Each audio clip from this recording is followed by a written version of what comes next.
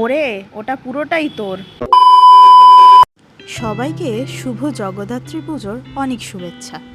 জানেন, আমাদের বাড়ির পাশে খুব বড় করে জগদ্ধাত্রী পুজো হয়, আর যেহেতু বাড়ির পাশেই 3 বেলা যাতায়াত লেগেই থাকতো। পুজোর কটা দিন বিভিন্ন অ্যাক্টিভিটিসের আয়োজন করা হয়ে থাকে, যেমন আজকে ছিল গো অ্যাজ ইউ লাইক। অনেক ছোট ছোট বাচ্চারা সুন্দর করে সেজেগুজে এসছিল। এটা দেখে প্রথমে কনফিউজড হয়ে যাই যে সবাই পুকুরে নেমে কি করছে। পরে বুঝলাম একজন পার্টিসিপেন্ট এমন কিছু সেজে এসছে যার জন্য তাকে সবাই মিলে জলে নামতে সাহায্য করছে। বেহুলা। তারপর এদিক ওদিক ঘুরে ঘুরে দেখছিলাম কে কি সেজেছে। এই বাচ্চাটা দেখি শিব সেজে এসছে।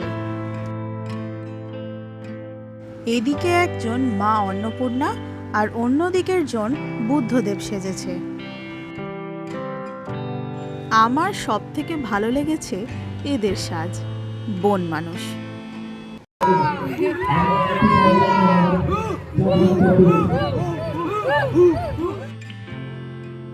এই মিষ্টি বাচ্চাটি লক্ষ্মী সেজে এসছে, আর এই বাচ্চাটা আরজিকর ঘটনার বিচার চেয়ে তিলোত্তমা।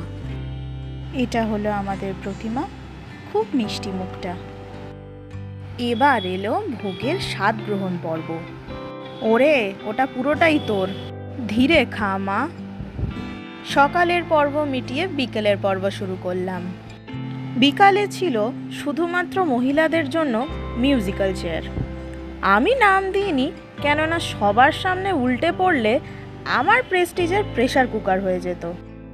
এখন যাচ্ছিলাম আমাদের পাড়ার ঠাকুর দেখতে।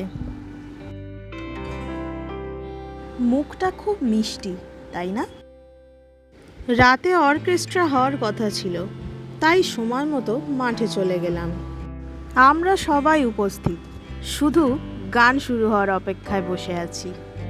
এই বাচ্চাটাকে দেখে যদি কারোর চেনা লেগে থাকে কিন্তু মনে করতে পারছেন না যে কোথায় দেখেছি, তবে বলি এর নাম রাজদীপ ঘোষ। সারেগামাপা এবং সুপারস্টার সিঙ্গার সিজন 3 এর পার্টিসিপেন্ট ছিল, কিন্তু এখানে এসে গানের মেজাজটা ঠিক ধরে রাখতে পারেনি। পারফরমেন্স খুব একটা জমেনি। এরপর আসেন এই ভদ্রলোক, নাম অঙ্কিত। ইনি কিন্তু দর্শক মহলে বেশ নাম কুড়িয়েছেন।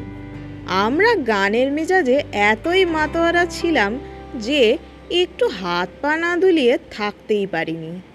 এর পরেও আরও 2 জন গান গেয়েছিলেন, কিন্তু আমি বেশি রাত পর্যন্ত থাকতে পারিনি, তাই বাড়ি চলে এসেছিলাম। ব্যাস, আজকের দিনটা এভাবেই শেষ। ভিডিওটা ভালো লাগলে একটা লাইক, আর এরকম নতুন ভিডিও দেখার জন্য চ্যানেলটাকে সাবস্ক্রাইব করে দেবেন। আজ আসি, বিদায়।